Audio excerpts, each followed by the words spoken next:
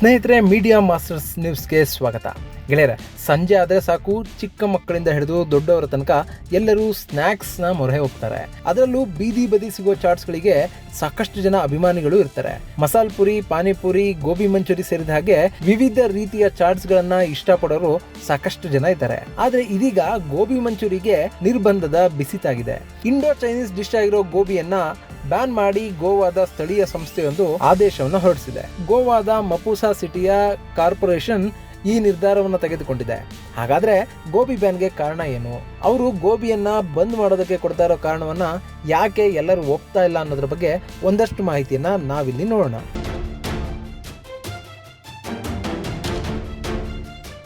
ಗೆಳೆಯರೆ, ಗೋಬಿ ಮಂಚೂರಿ ಅಂತಿದ್ದಾಗೆ ಸಾಕಷ್ಟು ಜನರ ಬಾಯಲ್ಲಿ ನೀರು ಸುರಿಯೋದಕ್ಕೆ ಶುರು ಮಾಡುತ್ತೆ. ಭಾರತೀಯರನ್ನ ತನ್ನ ಟೇಸ್ಟ್ ನಿಂದಲೇ ಗೋಬಿ ಮಂಚೂರಿ ತನ್ನ ಅಭಿಮಾನಿಗಳನ್ನಾಗಿ ಮಾಡ್ಕೊಂಡಿದೆ. ಆದ್ರೆ ಈ ಗೋಬಿಯನ್ನ ತಯಾರು ಮಾಡುವಾಗ ಸಿಂಥೆಟಿಕ್ ಕಲರ್ ಗಳನ್ನ ಬಳಸಲಾಗ್ತಾ ಇದೆ ಹಾಗೂ ಸರಿಯಾಗಿ ಸ್ವಚ್ಛತೆಯನ್ನ ಕಾಪಾಡ್ತಾ ಇಲ್ಲ.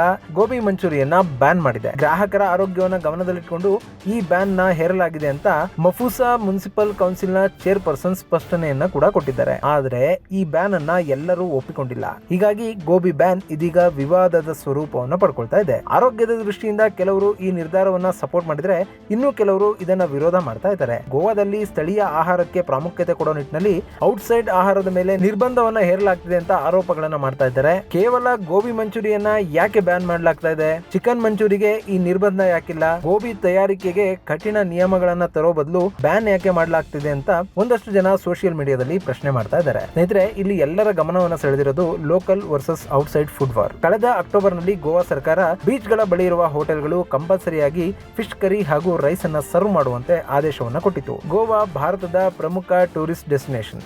ಸೊ ಇಲ್ಲಿ ಎಲ್ಲಾ ದೇಶಗಳಿಂದಲೂ ಕೂಡ ಜನರು ಬರ್ತಾರೆ. ಇವರು ಗೋವಾದ ಸ್ಥಳೀಯ ಆಹಾರಕ್ಕಿಂತ ಉತ್ತರ ಭಾರತದ ಆಹಾರಗಳನ್ನ ಹೆಚ್ಚಾಗಿ ಸೇವನೆ ಮಾಡ್ತಾರೆ. ಸೊ ಗೋವಾದಲ್ಲಿ ನಾರ್ತ್ ಇಂಡಿಯನ್ ಫುಡ್ಗೆ ಹೆಚ್ಚಿನ ಬೇಡಿಕೆ ಇದೆ. ಇದನ್ನ ತಗ್ಗಿಸೋ ಭಾಗವಾಗಿ ಗೋವಾ ಸರ್ಕಾರ ಹೋಟೆಲ್ಗಳಲ್ಲಿ ಫಿಶ್ ಕರಿ ಹಾಗೂ ರೈಸ್ ಅನ್ನ ಕಂಪಲ್ಸರಿ ಮಾಡಿ ಆದೇಶವನ್ನು ಹೊರಡಿಸಿತ್ತು. ಇಲ್ಲಿಂದ ಈ ಫುಡ್ ವಾರ್ ಸ್ಟಾರ್ಟ್ ಆಗಿದೆ.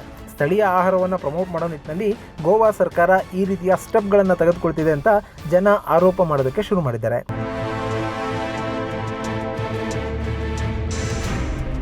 ಇನ್ನು ಗೋಬಿ ಮಂಚೂರಿ ಇದೆಯಲ್ಲ, ಇದಕ್ಕೂ ಭಾರತಕ್ಕೂ ಒಂದು ಲಿಂಕ್ ಇದೆ. ಕಲ್ಕತ್ತಾ ಹಾಗೂ ಮುಂಬೈ ಜೊತೆ ಈ ಗೋಬಿ ಮಂಚೂರಿ ಸಂಬಂಧವನ್ನು ಹೊಂದಿದೆ. ಇದು ಕಂಪ್ಲೀಟ್ ಆಗಿ ಭಾರತದ ಆಹಾರ ಅಂತ ಒಂದು ಗುಂಪಿನ ಜನ ಹೇಳ್ತಾ ಇದ್ರೆ, ಮತ್ತೊಂದಷ್ಟು ಜನ ಇದು ಚೈನೀಸ್ ಫುಡ್ ಅಂತ ಹೇಳ್ತಾ ಇದ್ದಾರೆ. ಸ್ನೇಹಿತರೆ, ಲಭ್ಯ ಇರೋ ಮಾಹಿತಿಯ ಪ್ರಕಾರ ಈ ಗೋಬಿ ಮಂಚೂರಿಯನ್ನ ಚಿಕನ್ ಮಂಚೂರಿಯ ಜೊತೆಗೆ ಲಿಂಕ್ ಮಾಡಬಹುದು.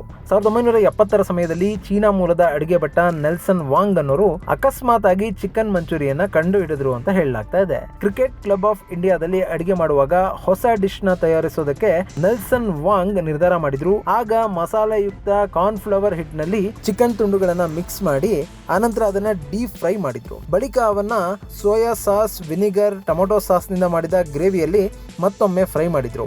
ಹೀಗೆ ಚಿಕನ್ ಮಂಚೂರಿಯ ಉಗಮ ಆಯಿತು. ಆನಂತರ ವೆಜ್ ಪ್ರಿಯರಿಗಾಗಿ ಈ ಚಿಕನ್ ತುಂಡುಗಳ ಬದಲಾಗಿ ಹೂಕೋಸುಗಳನ್ನ ಬಳಕೆ ಮಾಡೋದಕ್ಕೆ ಶುರು ಮಾಡಲಾಯಿತು. ಹೀಗೆ ಹುಟ್ಟಿದ್ದೆ ಗೋಬಿ ಮಂಚೂರಿ ಅಂತ ಹೇಳಲಾಗುತ್ತೆ. ಇಲ್ಲಿ ಚೀನಾ ಮೂಲದ ವ್ಯಕ್ತಿ ಈ ಫುಡ್ ಅನ್ನ ಸಿದ್ಧ ಮಾಡಿದಕ್ಕೆ ಇದನ್ನ ಇಂಡೋ ಚೈನೀಸ್ ಫುಡ್ ಅಂತ ಹೇಳಲಾಗ್ತಾ ಇದೆ. ಇನ್ನಿವತ್ತು ಗೋಬಿ ಮಂಚೂರಿ ಹಾಗೂ ಚಿಕನ್ ಮಂಚೂರಿ ಕೇವಲ ಭಾರತ ಹಾಗೂ ಚೀನಾದಲ್ಲಿ ಮಾತ್ರವಲ್ಲ, ನ್ಯೂಯಾರ್ಕ್, ದುಬೈ, ಲಂಡನ್ ಸೇರಿದಾಗೆ ಸಾಕಷ್ಟು ದೇಶಗಳ ರೆಸ್ಟೋರೆಂಟ್ ನ ಮೆನುವಿನಲ್ಲೂ ಕೂಡ ಸ್ಥಾನವನ್ನ ಪಡೆದಿದೆ. ಆದ್ರೆ ಇತ್ತೀಚೆಗೆ ಇದರ ತಯಾರಿಕೆಯಲ್ಲಿ ಗುಣಮಟ್ಟ ಕಡಿಮೆ ಆಗ್ತಾ ಇದೆ. ಇದಕ್ಕೆ ಬಳಕೆ ಮಾಡುವ ಕಾರ್ನ್ ಫ್ಲೋರ್, ಅಲ್ಲಿ ಬಳಕೆ ಆಗುವಂತಹ ಒಂದಷ್ಟು ಬಣ್ಣಗಳು ಆರೋಗ್ಯಕ್ಕೆ ಹಾನಿಕರ ಅಂತ ಹೇಳ್ತಾ ಇದ್ದಾರೆ. ಅಲ್ಲದೆ ಗೋಬಿ ತಯಾರಿಸುವವರು ಕಡಿಮೆ ಗುಣಮಟ್ಟದ ಸಾಸ್ ಗಳನ್ನ ಕೂಡ ಬಳಸ್ತಾ ಇದ್ದಾರೆ ಅಂತ ಹೇಳಲಾಗ್ತಾ ಇದೆ. ಹೀಗಾಗಿನೇ ಈ ರೀತಿಯ ಆಹಾರಗಳನ್ನ ರೆಗ್ಯುಲರ್ ಆಗಿ ತಿಂತಾ ಹೋದ್ರೆ ಆರೋಗ್ಯದ ಮೇಲೆ ಸಾಕಷ್ಟು ಸಮಸ್ಯೆಗಳು ಬೀರ್ತವೆ ಅಂತ ಹೇಳಿ ಈ ಗೋಬಿಯನ್ನ ಗೋವಾದಲ್ಲಿ ಬ್ಯಾನ್ ಮಾಡಲಾಗಿದೆ.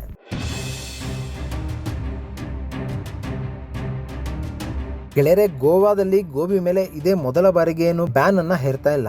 ಈ ಹಿಂದೆ ಅಂದ್ರೆ 2022ರಲ್ಲೂ ಕೂಡ ಗೋಬಿ ಮೇಲೆ ನಿರ್ಬಂಧ ಹೇರಬೇಕು ಅನ್ನೋ ಮಾತುಗಳು ಕೇಳಿ ಬಂದಿದ್ವು. 2002ರಲ್ಲಿ ಫುಡ್ ಅಂಡ್ ಡ್ರಗ್ ಅಡ್ಮಿನಿಸ್ಟ್ರೇಷನ್ ಗೋವಾದ ಮುನ್ಸಿಪಲ್ ಕೌನ್ಸಿಲ್ಗೆ ಗೋಬಿ ಮಂಚೂರಿ ಸ್ಟಾಲ್ ಗಳನ್ನ ಮಿತಿಯಲ್ಲಿಡೋದಕ್ಕೆ ನಿರ್ದೇಶನವನ್ನ ಕೊಟ್ಟಿತ್ತು. ಇಲ್ಲಿ FDA ಗೋಬಿ ಮಂಚೂರಿ ಸ್ಟಾಲ್ ಗಳನ್ನ ಮಿತಿಯಲ್ಲಿಡೋದಕ್ಕೆ ಹೇಳೋದಕ್ಕೂ ಮೊದಲು ಸಾಕಷ್ಟು ಗೋಬಿ ಸ್ಟಾಲ್ ಗಳ ಮೇಲೆ ರೈಡ್ ಅನ್ನು ಕೂಡ ನಡೆಸಿತ್ತು. ಅಲ್ಲಿ ಆರೋಗ್ಯಕ್ಕೆ ಹಾನಿಕರ ವಸ್ತುಗಳು ಬಳಕೆ ಆಗ್ತಾ ಇರೋದು ಕಂಡು ಬಂತು. ಹೀಗಾಗಿ FDA ಗೋವಾದ ಮುನ್ಸಿಪಲ್ ಕೌನ್ಸಿಲ್ಗೆ ಈ ರೀತಿಯಾದ ಒಂದು ಸಲಹೆಯನ್ನ ಕೊಟ್ಟಿತ್ತು. ಹೀಗೆ ಗೋವಾದಲ್ಲಿ ಗೋಬಿ ಮಂಚೂರಿಯ ಬಗ್ಗೆ ಸಾಕಷ್ಟು ವರ್ಷಗಳಿಂದ ಒಂದು ರೀತಿಯ ವಿರೋಧಾಭಾಸ ವ್ಯಕ್ತ ಆಗ್ತಾ ಇದೆ. ಈಗ ಮಫೂಸಾ ಮುನ್ಸಿಪಲ್ ಕೌನ್ಸಿಲ್ ಈ ಗೋಬಿ ಮೇಲೆ ನಿರ್ಬಂಧವನ್ನು ಹೇರಿದೆ.